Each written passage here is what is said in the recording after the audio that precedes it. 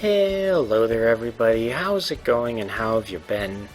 I am EuclideanSqd, and we're back here in Duel Links. It has been a little while since I recorded an episode, but in the meantime there just hasn't been all that much going on in Duel Links since then. I have been working on some ideas for what else I can do in the game in the meantime, but for now we have a new event and a whole bunch of new things going on, so there's plenty to cover in this episode. In particular, I'm going to be going over the event first, and then I'm going to be covering everything else after. So if you're just here to figure out how you farm Syrus Truesdale for his exclusive cards, I won't make you wait any longer. Well, I will make you wait through the event explanation, just because that's what I do. But basically, Syrus Truesdale is a roaming duelist, kind of like Elegant Mai was, but unlike Elegant Mai, he is part of a Duel-a-Thon.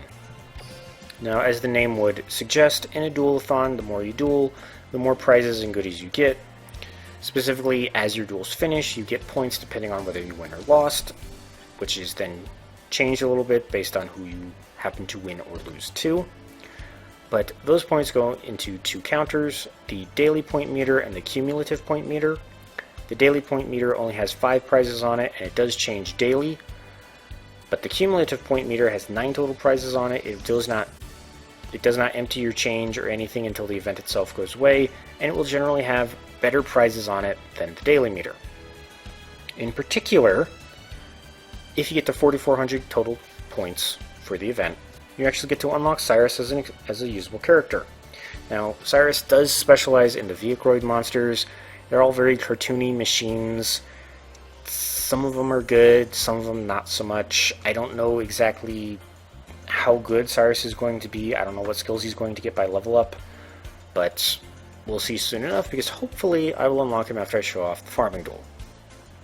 Now, in addition to unlocking him, you also get a special skill for him if you get to 9,200 cumulative points. That skill is called Training Wheels, and it basically allows you to banish the 2 direct attackers of the Vehicle set, Jetroid or Parapsychroid, until the start of your next turn. So the idea is you have one of those monsters in play, it attacks your opponent directly, you banish it, next turn it comes back, you get to attack directly again, and you banish it again to keep it safe.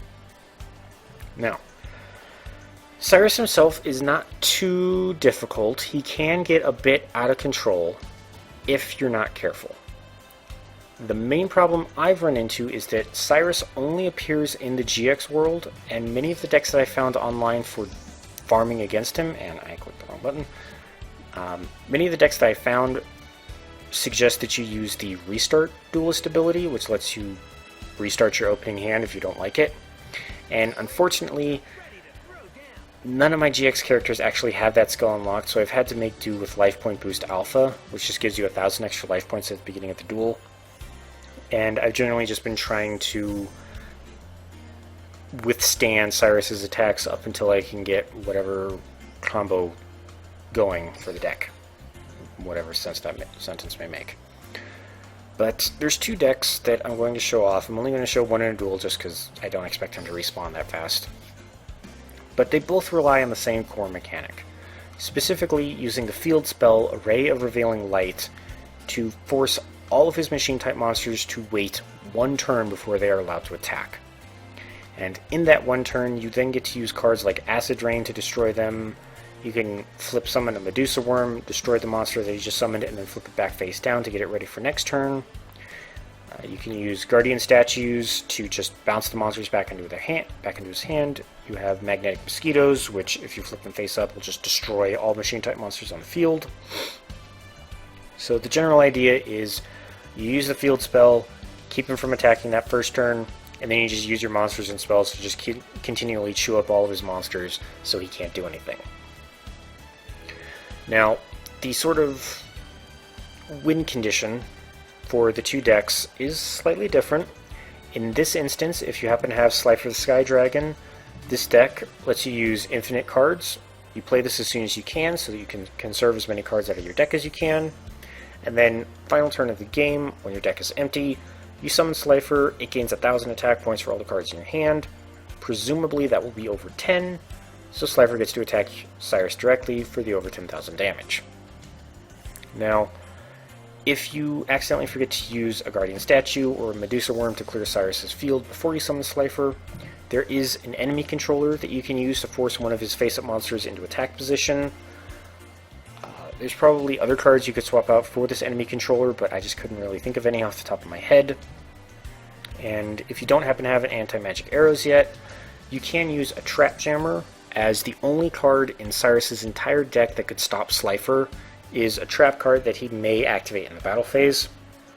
Specifically, it's called No Entry, and all it does is it changes all attack position monsters into defense position. So if he does, for some reason, save it until the end of the game, if you try to attack with Slifer, he will use that to try and put it in defense mode, but you just use Trap Jammer and negate it. Now, I say if for some reason he saves it, because there have been times where he will just use it for no real reason. Like, not even joking, he will change one of his defense mode monsters into attack position, and then immediately use No Entry to put it back in defense position. So, I don't know if the AI is just particularly stupid with using that card, or if it thinks it should put a monster in attack position, and then after doing so reconsiders and uses that to change it back. I don't know.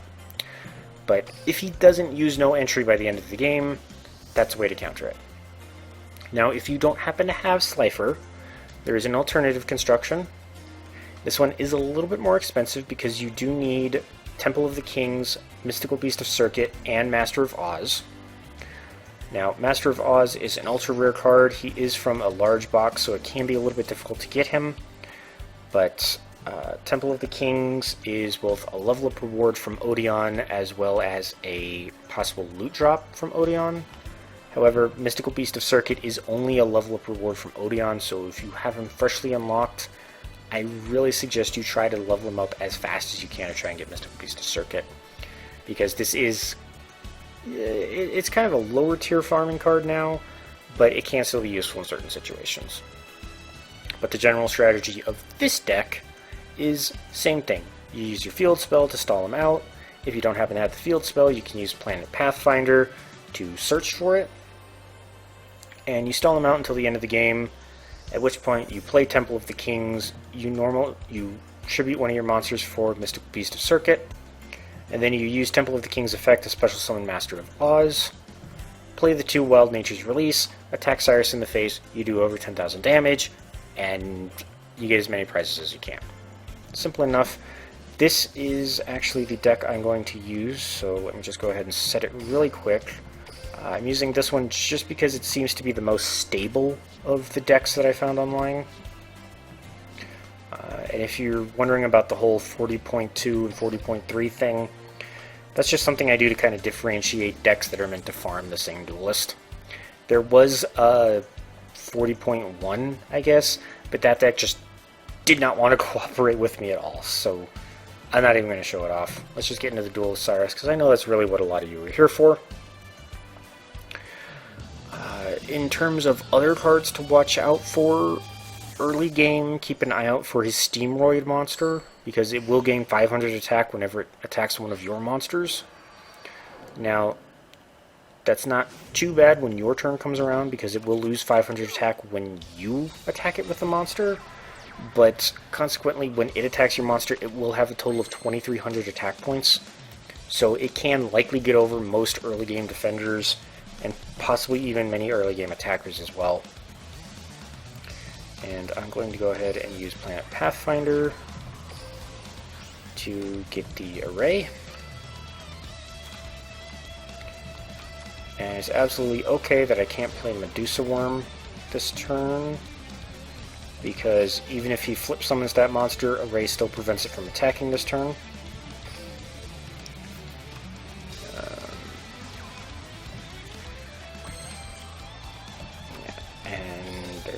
Go, and the combo is beginning.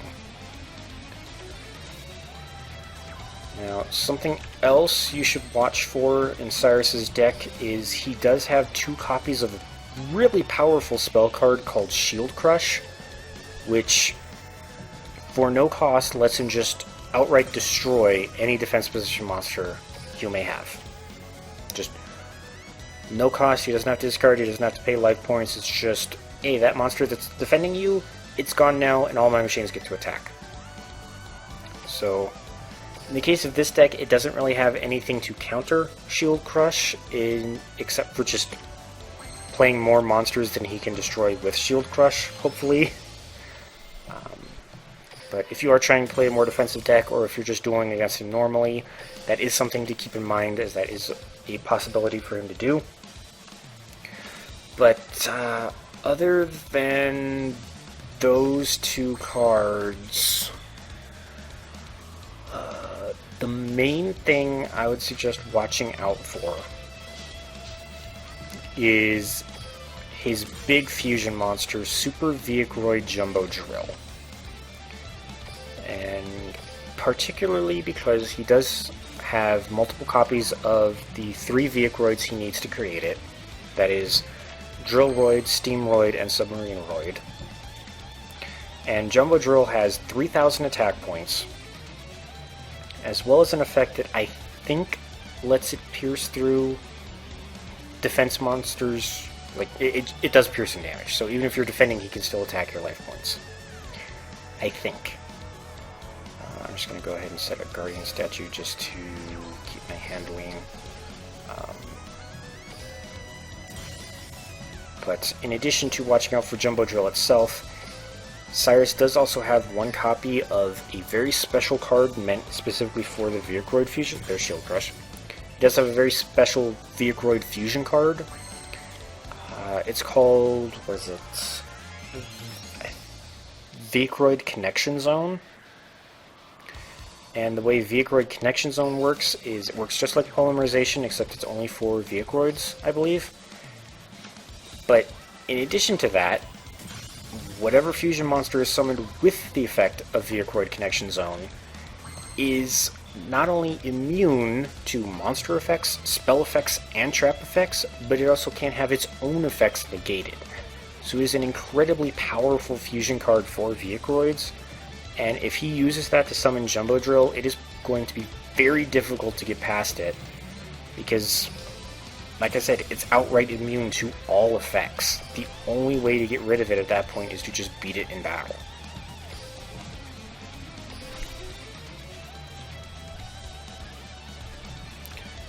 Now, the upside to that is that Jumbo Drill itself does require him to have those 3 Vehiculoids specifically, and I believe even if it doesn't, he doesn't have any fusion substitute material in his deck.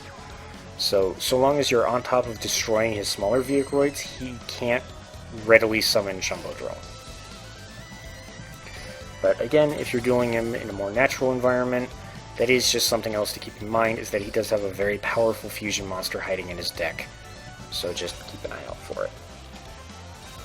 And with that, we are nearing the end of the duel. I'm very glad that I was able to get him into this lock ahead of time. I was very afraid that my deck would decide to just not cooperate and give me none of the cards that I need, and I just get continually hit in the face over and over and over again. But it looks like we got Syrus on lock. So let's just get through these last few turns. I'm going to save... I want to save Temple of the Kings just because I don't remember off the top of my head if Syrus has any spell or trap card destruction. I don't believe he does, because he never goes after your field spell. But I'd rather play safe than sorry.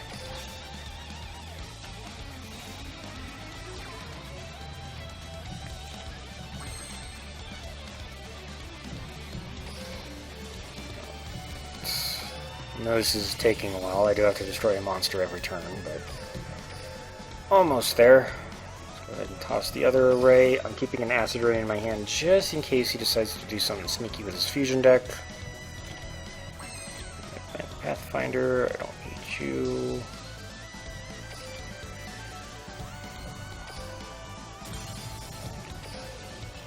And we have reached the end of the game.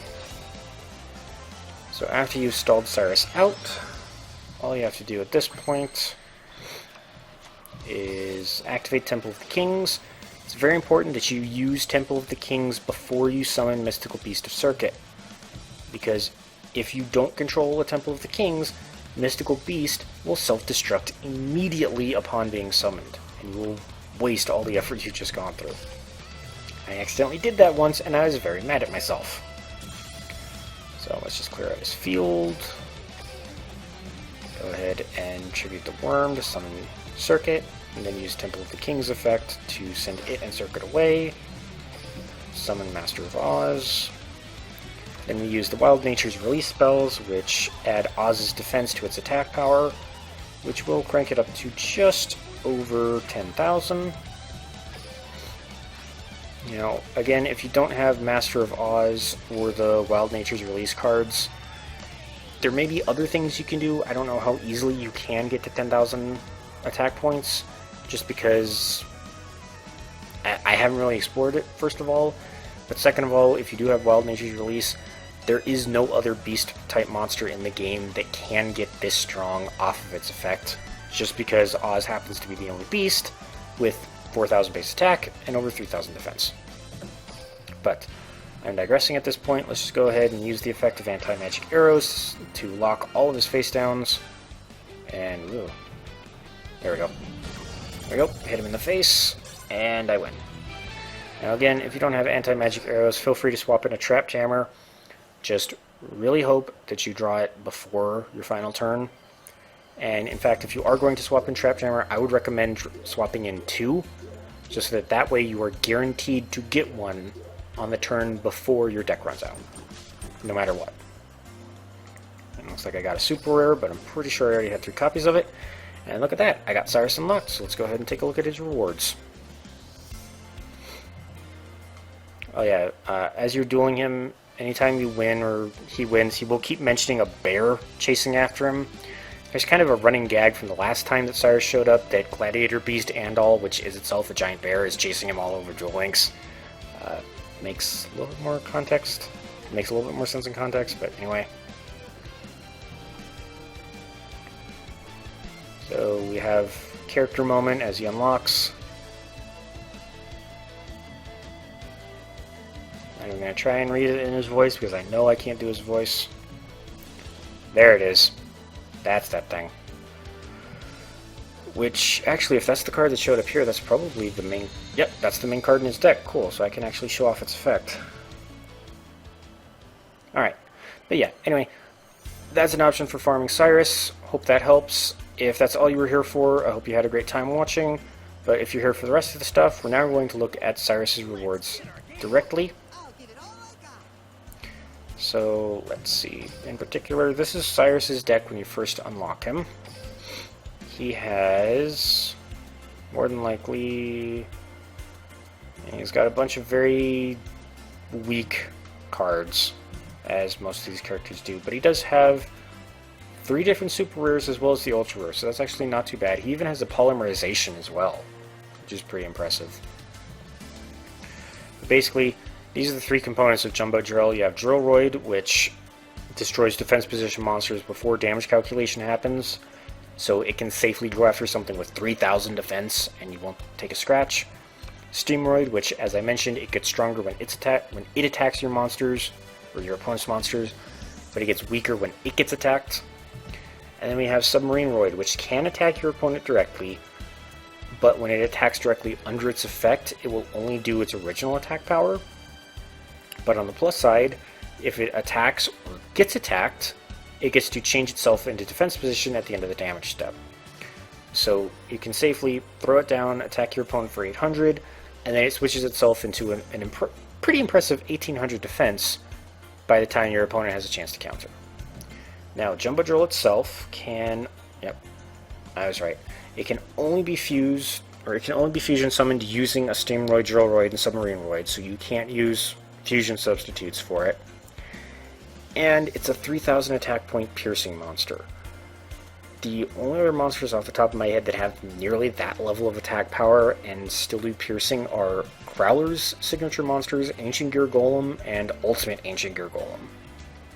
And 3,000 attack point piercing is nothing to sneeze at. There's not that much that has 3,000 defense that is going to be very easily summoned.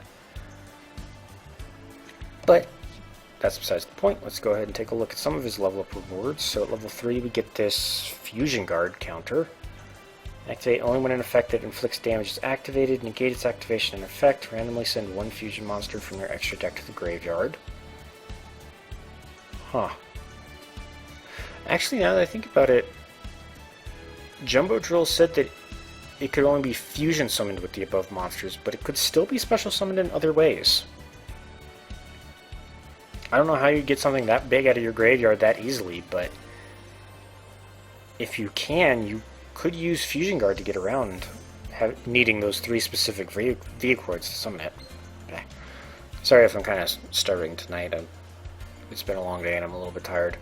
Let's see, then we get a skill, Check Out My Ride, which it's not going to tell me what it does until I level him up to that point, so fair enough. At level 7, we get a Carrier Roid. When your opponent activates a card effect that targets and destroys a spell or trap card you control, you can discard 1 card to negate that activation and destroy it. Not bad, too bad it only has 1,000 attack points. That is one of the hallmarks of the Roids, is that they all tend to have very below average stats, so use them with caution. Beatdown decks they are not going to be part of. Rescue Roid. When a Roid monster you control is destroyed by battle and sent to the graveyard, you can return that monster to its owner's hand. Ambulance Roid. When a Roid monster is added from your graveyard to your hand, you can special summon that monster. You probably think that those two work pretty well together, and their fusion, Ambulance Rescue Roid, agrees in that it is a combination of those 2 effects. Once per turn, when a monster is on your side of the field is Once per turn, when a monster on your side of the field is destroyed by battle and sent to the graveyard, you can special summon it in defense position. Okay. You also get Draw Sense Earth. That's not a bad skill. You get Supercharge, so when an opponent declares an attack and all you control are your machine-type Roids, this card lets you draw 2 cards. So, not too bad. I could see that maybe being used in certain kind of lower-tier farming decks, perhaps. We've got Stealth Roid. If this card attacks, destroy 1 spell or trap card at the end of the battle phase if you control another Roid monster. Check Out My Fusion. So that's probably fusion support. Here it is. This is the Vehicroid connection zone I was talking about. Send to the graveyard from your side of the field or your hand fusion material monsters that are... so it is a specialized polymerization for Vehicroids, but it does have that secondary effect of making the monster special summoned by Vehicroid Connection Zone immune to all card effects, and its own effects can't be negated. So pretty powerful fusion spell right there. We got, let's see, another Submarine Roid, another Stealth Roid, another Connection Zone, a Steam Roid at 35? Okay. Another Connection Zone at 38, a Drill Roid at 40, and then a Truck Roid at 45. Well, I guess it does have 2,000 defense, so it's not too bad. When this card destroys an opponent's monster by battle and sends it to the graveyard, equip the destroyed monster to this card. This card gains attack equal to the combined attack of the monsters equipped with by this effect. Okay then. Going to be pretty difficult to get it to start off, but once you do, I can see this thing snowballing out of control pretty fast. Alright.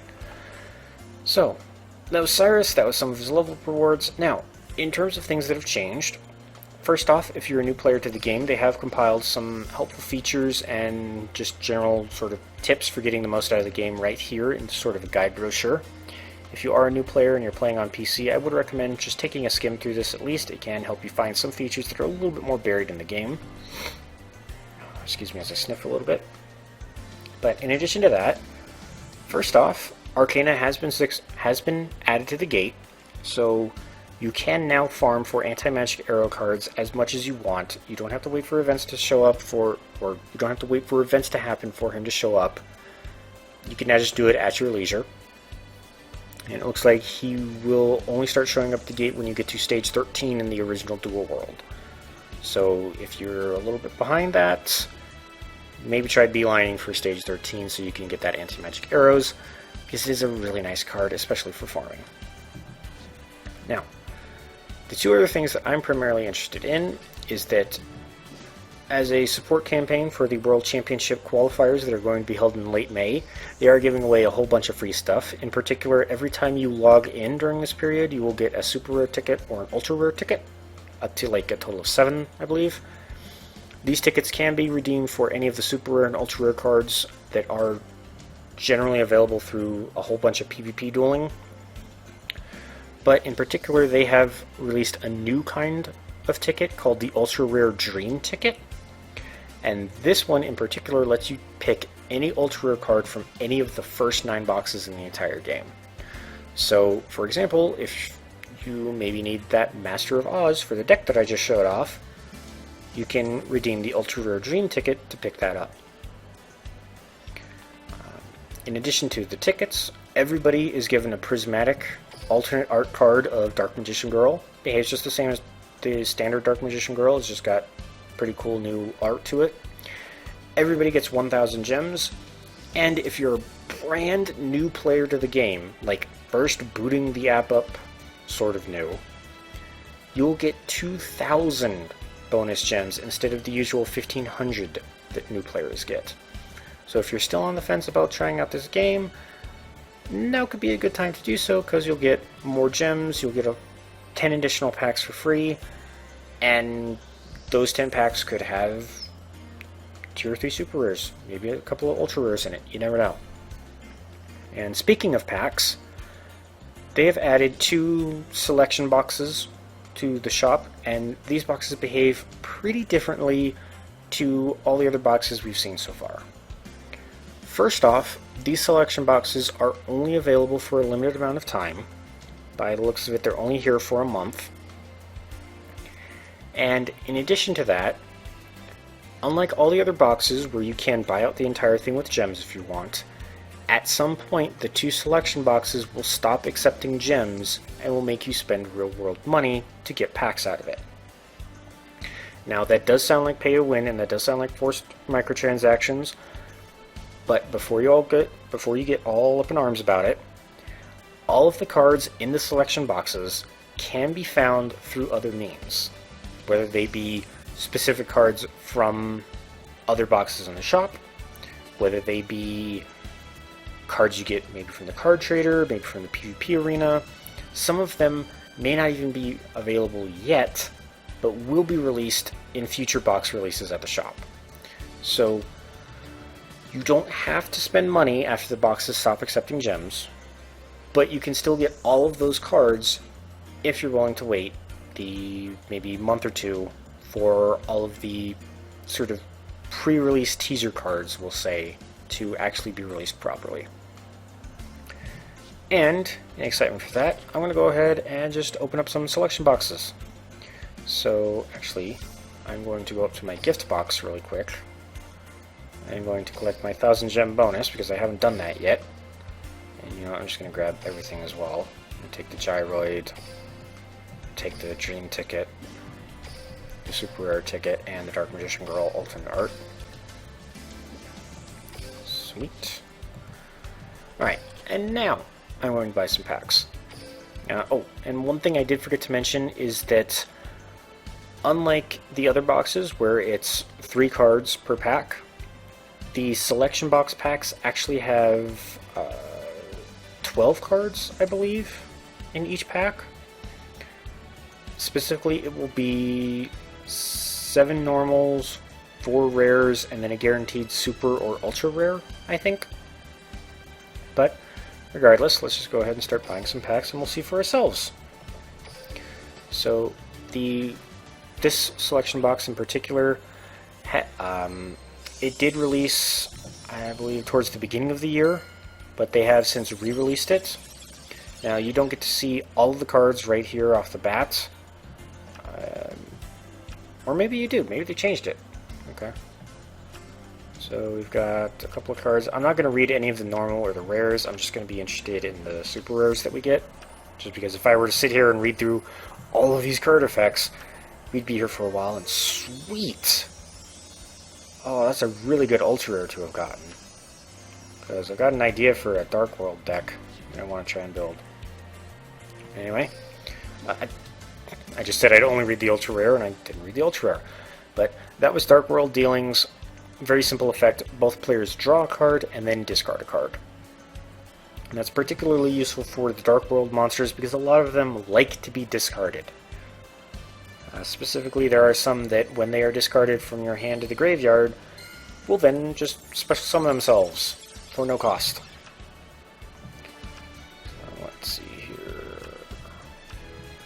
normals, rare, rare, rare, rare. Not actually super excited about that one because I think I've already got 3 copies of it, but hey, super original. And yeah, it does look like it's 12 cards. So it's 7 normals, 4 rares, and then your super rare or an ultra rare. I'm going to get one more pack, and I forgot to read that super rare again, so I'll do that after I finish this pack. I'm sorry, I'm a little bit out of it right now. But White Rabbit, Yvonne Magician Curian, Generation Shift, yada yada yada. Reinforced Human Psychic Borg. Up to twice per turn, you can remove from play 1 Psychic-type monster from your graveyard to have this card gain 500 attack. And it looks like that is a permanent upgrade. So, first turn, if you happen to have 2 Psychics in your graveyard, you can play that guy, and all of a sudden he's a 2500 attack point monster. For 4 stars. So that's a little bit scary. But anyway.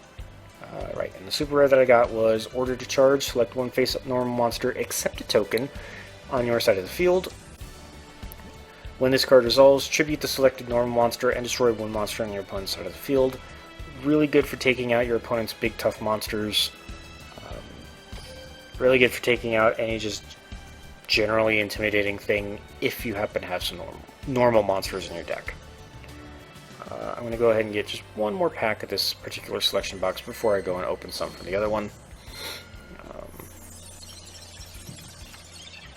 Armor Ninja, Raime.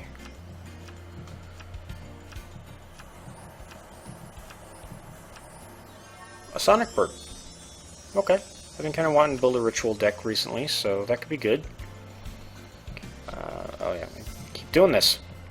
So Sonic Bird. When this card is normal or flip summoned, you can add 1 ritual spell card from your deck to your hand. Pretty straightforward, pretty good ritual support. Let's take a look at this other deck. I don't think I'm going to go back through and read the ultra rare and super rare effects, just because, well, maybe I could. Let's see how my throat's feeling. Oh, hello. 1 pack, purchase limit 6. Are your purchases shared between the selection boxes?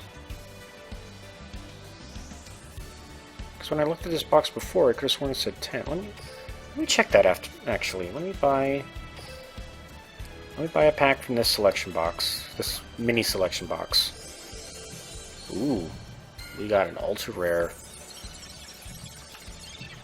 Hopefully, maybe. We'll see soon. I'll take that ultra rare. Pay 1,000 life points, target 1 spell trap card on the field, and banish it. Yeah, let me check that out. Alright, so this one now says 5. And that one... Okay, no, this one still says 6. Okay. So the mini box must have just had fewer gem purchases just because it has less packs in it. As you can see, the pack price for the selection boxes is a little bit higher than that of the standard boxes, but at the same time you are getting 12 cards per pack as opposed to the standard 3. And like I mentioned, if you don't want to pay for any of these quote-unquote premium card packs, you certainly don't have to, because they will all be available through other means. This is just kind of a way of getting a whole bunch of particularly useful cards all in one place for players who may want to spend a little bit of money on the game.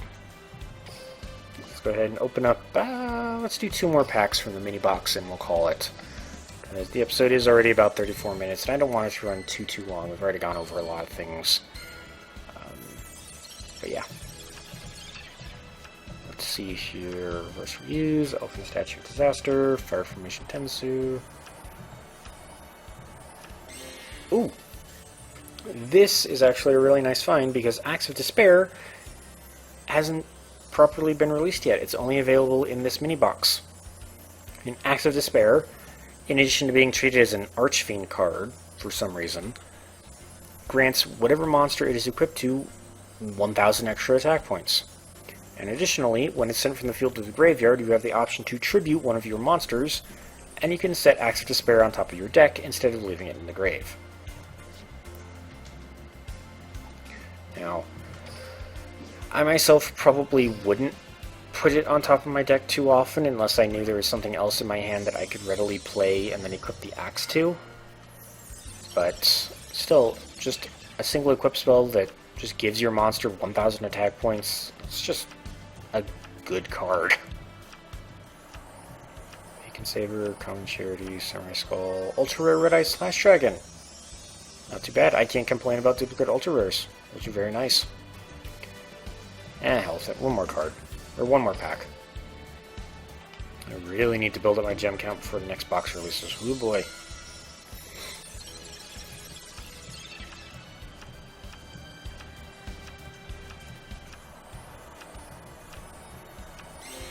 Ooh. Another unreleased card. Brotherhood of the Fire Fist Gorilla. Once per turn, when this card destroys an opponent's monster by battle and sends it to the graveyard, you can set one Fire Formation spell card directly from your deck. Once per turn, you can send one face-up Fire Formation spell card you control to the graveyard, then target one spell trap card on the field and destroy that target. Alright. Helps you find your spells and traps to make it more powerful, and when they've outlived their usefulness, you can burn them to destroy your opponent's spell and traps. Not too shabby at all, especially because it's a 1600 attack point monster. Alright, but yeah, so that was the in total, that was the Syrus Truesdale event, and he's respawned somewhere. Cool. I'll go and duel him again shortly. Off camera, obviously. But anyway, that was the Syrus Truesdale event. That was an overview of the special selection boxes. That was as well as covering the fact that Arcana is now available at the gate, and there's a whole bunch of promotions going on because the World Championship qualifiers are coming up really fast. So, I hope you all enjoyed, I hope you all had a great time, and I hope you all have a great day. I will see you all in the next episode, and farewell for now.